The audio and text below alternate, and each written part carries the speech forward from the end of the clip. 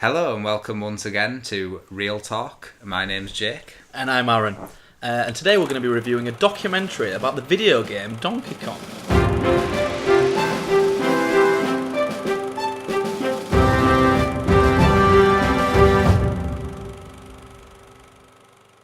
So a few years ago, Aaron came up to me and said, hey, you like video games? Yeah, I said that. I said, hey, you like video games? And he said, why don't you watch a documentary called King of Kong?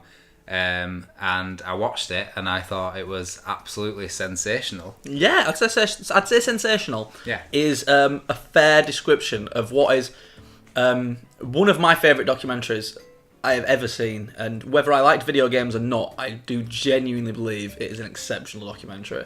Yeah, I definitely believe that even people who don't particularly like video games would find a lot to enjoy in this. It does go a lot in depth into a lot of mechanics, like the little finer details of video game mechanics.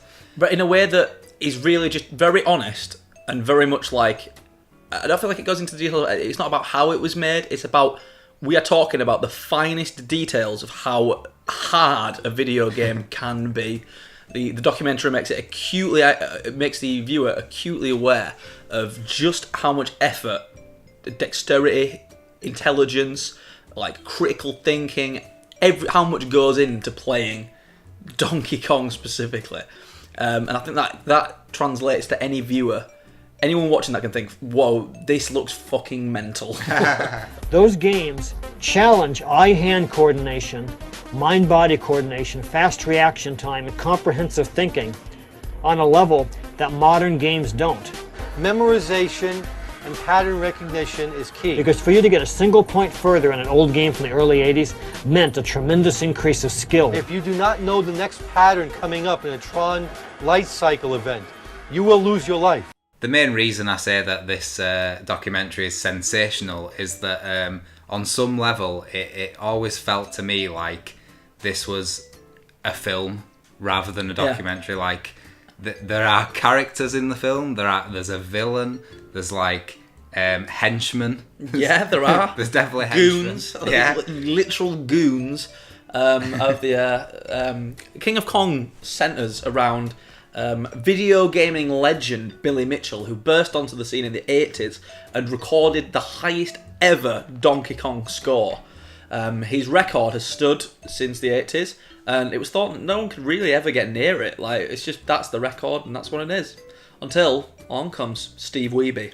So you could definitely say that Steve Wiebe, who is a central person in this documentary, could be called the protagonist of the film. Yeah, I'd say so. Mainly because he's so relatable as a person. I feel like well, the story of King of Kong documents Steve Wiebe, who's a complete outsider to like the video gaming world, coming from nowhere to try and challenge the world record that is held by a man who is held in such high esteem in the video game world that it shakes the video game world to its core. But Steve Wiebe is such a normal guy. And what I really like about Steve is that he's like, he comes across as like, this is a genuine guy, and also like, seemed destined for greatness, or always thought like, I could do this, I could do that, I could do this, and like sort of fallen short in so many aspects, so many times.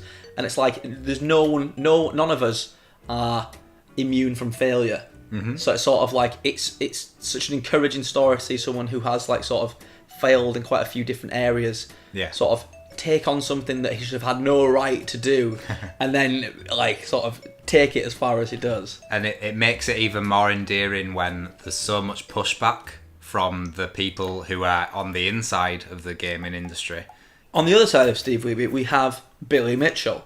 Billy Mitchell, the billionaire video game playboy.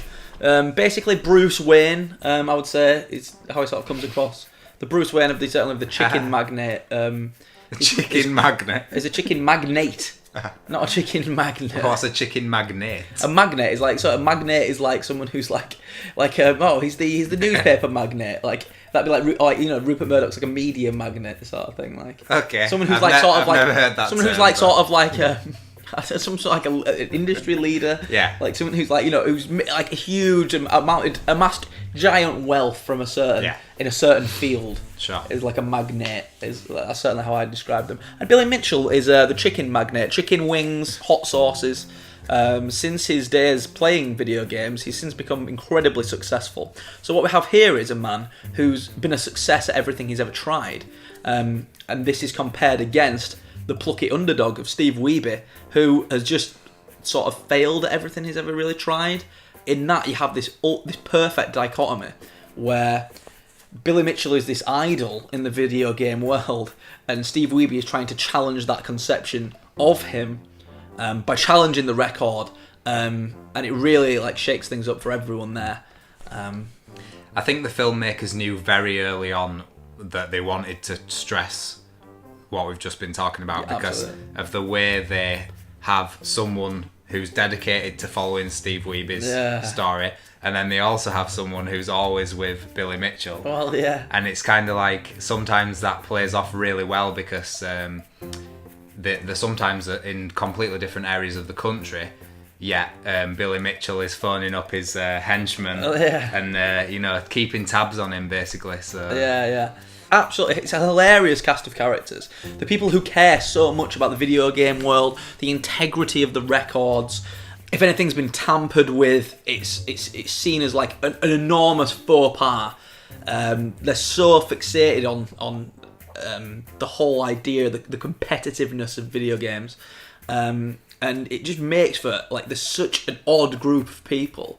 Like exactly what you would think of when you think video game nerd. Like these people, Brian Koo specifically, a craven shell of a man who his own ego and his reverence of Billy Mitchell turns him into his ultimate minion, who's keeping tabs on Wiebe, trying to ruin him, and it makes him. He's like literally he's the Grima Wormtongue to Billy's Saruman. Very recently, just a few months back, I turned 30 and I retired, and I moved here to New Hampshire, and I live right close to FunSpot. I play games at FunSpot every day now. So I'm going to have 10 pieces of well-done bacon, I'm going to have 4 hard-boiled eggs, I'm going to have 3 pancakes, and hopefully play some great games. So overseeing a lot of these arcade world records is an organisation called Twin Galaxies, which have formulated a set of rules to submit these records. If Walter, through all these years, all the way since 1982, hadn't continued as a labor of love, then there would be no central organization for competitive video game playing. Why do we do it? Because we actually love this, because we enjoy this, we're fascinated by this. It's just something in our genes that my group, Twin Galaxies, raised the banner high to do this and move organized video game playing into the future. But Walter has this view of him as if he's some sort of usurper of the throne, almost like the whole time. And then, come towards the end of the film, his view is completely changed. And he's gone through and he himself has sort of realised things about the company, about the organisation, about how they've dealt with situations in the past. I get the feeling from Walter that he just kind of wants to move away from having control of everything all the time. And that kind of is wrong, I think, because he could have easily been a positive, he could have easily made this whole experience a positive thing for everyone. Whereas he ends up just kind of overlooking these things. He's like overlooking so much wrongdoing and criminal activity. There's characters that even some characters come through who are trying to help Steve, but then are they out for their own ulterior motives? These things start to come back against him. It's the idea that they were filming this and then it all plays out as they're filming it. Yeah, I have no idea. It's hard to imagine how they actually captured all this. It's absolutely incredible. Like, why were they filming these people and then this stuff just happens to them, and it's incredible. A lot of the most interesting parts are when people have the clip mics on, and yet they walk away and have like a phone conversation with Billy Mitchell, saying like, how many people are in the room, how many people are watching Steve. Spies. Like it's just literally they're doing this spy shit, and they must know that they've got a microphone, that can pick up everything that they're saying. It's so insidious. Like, I feel like the highlight of of King of Kong for me personally is Steve goes to the arcade. He's had everything has come down around him. His score has been discredited. His video has been, they've said that it wasn't legit, and then Billy submits a video that seems like it has some problems with it. It's not the usual thing they would accept, but suddenly because it's Billy, they just accept it. And he's then beating him immediately afterwards, and it all seems very conspicuous, very suspicious, like incredibly suspicious that what happens. Seems like it seems like they overlook some cheating. Steve's finally had enough of everything, and he goes to the arcade itself. He goes to Funland amusement arcade for a throwdown with Billy. Challenges him to a live game of Donkey Kong. He'll play him straight up, play him live. He just wants to put this to bed and prove that he really is like the man, and that he's been screwed over this whole time. And he gets there, and Billy isn't there. Instead, Billy's henchman and his lead minion, the absolute the Grima Wormtongue of the film, this cretinous minion, Brian Koo. Brian Koo is there, and Brian Koo is he's just like, I just played a game of Donkey Kong there. I got the springs got me, they got me. Didn't really, not the score I wanted to put on, but looks like Steve's playing up next, so I'm gonna keep an eye on that. And he goes to Steve Wiebe, and he's in his face like this. Literally, he's trying to play the game. Steve Wiebe's banging away. He's just like this. Right in his face. Playing the hardest game known to man. The hardest game on planet Earth. The hardest test of reaction time and hand-eye coordination that mankind has ever created. And he's in his face trying to put him off, and it's just hilarious. It's so funny. When he realises that Steve is actually going to beat his own score. Live. Literally there, right there and then, not recorded, literally in his face, going to beat him. He immediately starts making excuses like, Donkey Kong, it's a lot about luck. There's so much luck involved, I just played and I got the worst luck ever. Looks like Steve's getting really good luck here. So. Looks like things have turned around for Steve. And then the catchphrase of the movie is Steve he's playing away, he's doing great, he's doing really, really well. And when Donkey Kong finishes, it gets to the last screen, it's the Donkey Kong kill screen, the game ends. And Steve, he's getting pretty far into the game and looking like he might get there. So then Brian Koo then starts going around the whole arcade, telling everyone there, it's a big annual thing, loads of people playing loads of different games. But, Donkey Kong's getting a lot of the attention, and he starts going around and he just keeps saying, hey guys, there's a Donkey Kong kill screen coming up maybe. If you just want to come over here, the Donkey Kong kill screen coming up. And then he's right next to Steve, and he just starts shouting, Donkey Kong kill screen coming up. Think there's a Donkey Kong kill screen coming up right here. Donkey Kong kill screen coming up real soon. Think he's going to get it. Donkey Kong kill screen. Now, he's saying he will get it. He definitely will succeed. Like, it would be foolish for him to not get it at this point. Like, he'd have to fuck it up. He'd be letting everyone down. The Donkey Kong kill screen is coming up. And he does get the kill screen, and it fails the whole time. He's just right at him, and it's just brilliant. It's so funny to watch. It genuinely is hilariously funny. But straight after that is the part you were talking about with the videotape. And it kind of takes a dark turn, I think. It does, like there's some cheating involved. What's going on? It's kind of really blatant what's going on. They're trying to overshadow Steve. But it gets almost to surreal levels. Like, it's really surreal. Because he's on the phone to Billy the whole time. We're all here for you, buddy. We're all watching. No one's going to look away. Our eyes are directly on the screen. There's so many people here. And there's literally about 12 people. There's not that many people. It's a classic. So it's almost as if he's trying to, get Billy Mitchell off. Like, Billy Mitchell's literally wanking on the other end of the phone. And he's saying, all eyes are on this videotape, Billy. We're all watching the screen. Oh, yeah, that's great. Is it there? Yeah, and he's loving it. It's proper, Okay, here we are. We got cameras on the screen, cameras on the crowd. No one's going to miss this moment. 998-2. Here we go. We have every eye in the crowd focused right on your screen. the topic is just very it's just very niche and quite quirky. Is the whole film? Mm-hmm. It's also edited really, really well done. It's just so fantastically edited. Yeah. It flows along like some documentaries can get bogged down in the interviews sometimes. Some documentaries can feel quite slow, and even some really good documentaries that I really like can sometimes fixate on certain issues, or the documentarian is trying to get their own point across, and trying to like draw their own conclusions from what's going on. Werner Herzog, for example, I feel is a good documentarian I like a lot. Who does that in his films? He's saying what he thinks is going on, rather than just letting the story play out for itself and sort of speak for itself.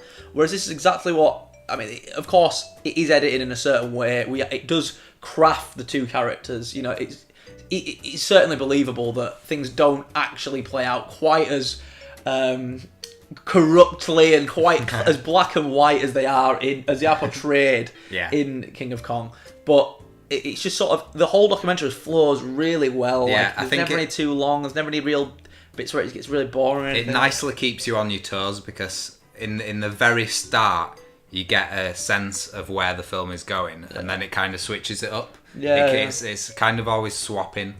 You know what I mean? Like whose view sort of from? Different viewpoints and stuff like that. And sort of like it gets to one bit and you think things, oh, that's like this is the end. This is just so great, and then it sort of takes a darker turn, and then sort of like an uplifting one. And the documentary does a great job of highlighting everything that Steve Wiebe's done in his past and sort of failed at, like his drumming, his basketball. Does like these little illustrations that he's doing all the time on the game board. To memorise patterns and all this sort of stuff, and it keeps doing these illustrations in every other aspect of his life, and it's sort of what the documentary is telling you through those images is that it's trying to suggest that, hey, look, this is these other things that he's also really good at. This is exactly why he's so good at Donkey Kong. It doesn't tell you that's why. And there's no other characters who speculate, hey, you know, he could drum real good. I think that might be why he's so good at Donkey Kong. No one says that explicitly. It just does it through great editing. Good like visuals, and it just sort of like it creates this image where it's sort of like this was what he was always born to do, sort of thing. Like he's going to be a natural at this game, and I think that's really, really cool. I like the fact that it uses his music as well in some of the scenes. Like he's a really great piano player, and at first you think, it's kind of a standard like documentary style sort of piano type music, but then you realise that it's actually him playing that music. Yeah, I feel like what the documentary does so well, and why I really, really enjoy it, is that I'm not a particular fan of really old video games. I mean, I think you'd say the same. Like these retro style video games, I've never played Pac-Man. I don't love Pac-Man. I don't love any of these games. I don't really look at any of them with particular affinity. Mm-hmm. But what we're seeing here is a select group of, like a very small group of people who have sort of committed themselves to something. And yes, they get some like media attention, but it's, you know, these are all like fluff pieces really about them. It's not like anything serious. These aren't like major sporting events. No one's paying attention to this sort of stuff year on year or all the time or anything like that. But these people have committed to something so small, but so requires such skill, and like their passion, their dedication, and just this small group of people, it feeds into you. Like, you're just going along with it, like, wow, this is just, like, incredible. It feels like you're watching something. You're watching someone achieve something monumental. Like, and the documentary creates that. It could be like, this documentary could be about climbing Everest. It could be that. It could be about something as, you know, socially, with such magnitude as that. But yeah, it's about video games. It's about these old video games that, like, the likelihood is the vast majority of people have never played, like, ever. And that's what this is about. And I feel like it's something so small, yet it feels so large. Mm-hmm. So the retro games that we see in this documentary and the way that people play them is almost like, you would say, the eSports of the time. Yeah. Of like the 80s and 90s. It's absolutely what this is. I think just in terms of, like, if you take a modern game like Call of Duty, for instance, which has a big competitive scene, it's all about, it seems to me it's all about how much you play, because it's like rankings rather than score. So in the Call of Duty thing, if you play so much, you will get higher and higher in the rankings. Whereas if you're playing Donkey Kong, it's like you must get that score in one sitting. And that's your score. It's not like a collective sort of thing. It's like just like a run through, like getting the perfect run through. Exactly. So in that sense, it's more of a skill based activity, I would say. Like it's not you versus anyone. It's you versus the game, and it really like it's you versus how far can you take this. Like I feel like the esports that work really well for me is fighting games. So like what Street Fighter, for example, is like. I remember there was a period of time when I was very into Street Fighter and I was watching a lot of like the Street Fighter tournaments and stuff like that, and you know, because the game requires exceptional skill, and to play it against someone else live there and then sort of thing, like it requires like a level of like you have to be the best at playing your character sort of thing. You're playing not just your own character and like actual like we're talking frame specific, very difficult executions in Street Fighter. But you're also playing the other guy, like it's like a chess match as well, sort of thing. So the games that sort of appeal to me.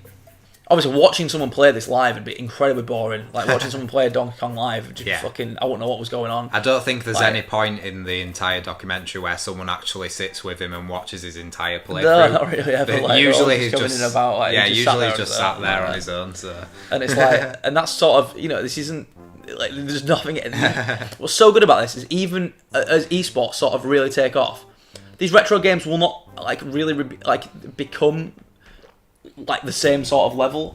It'll never sort of get to the bit where people are playing these like, and it'll be really televised or anything like that because it is such a niche area. Yeah. And it's like, obviously I feel like people view video games as like a niche thing, but it's becoming really, really big, and like, you know, everyone's fucking played a game by this time.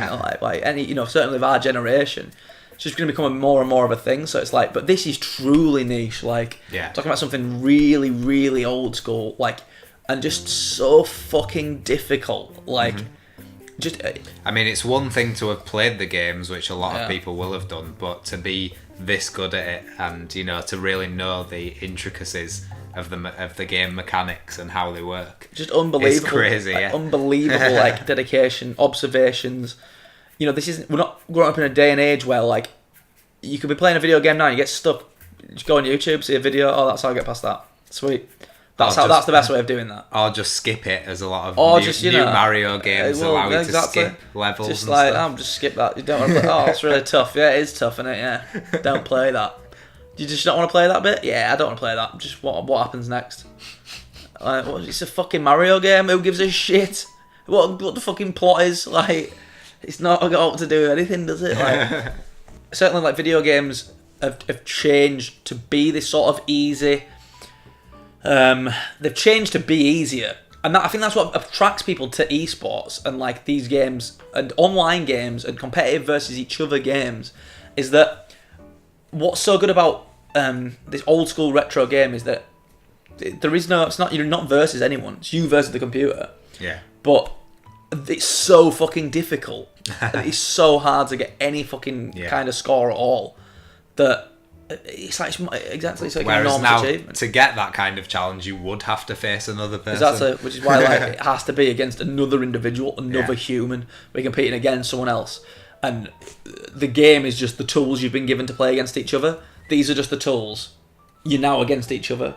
Like, the skill is in how you use that tool to beat the other player. Yeah. Not how you like commit yourself to the mechanics fundamentally to overcome what the game is throwing at you. Because games is nowhere near that difficult. Like, games are just a piece of piss. Playing a game on your own is such a piece of piss. It's such a fucking waste of time.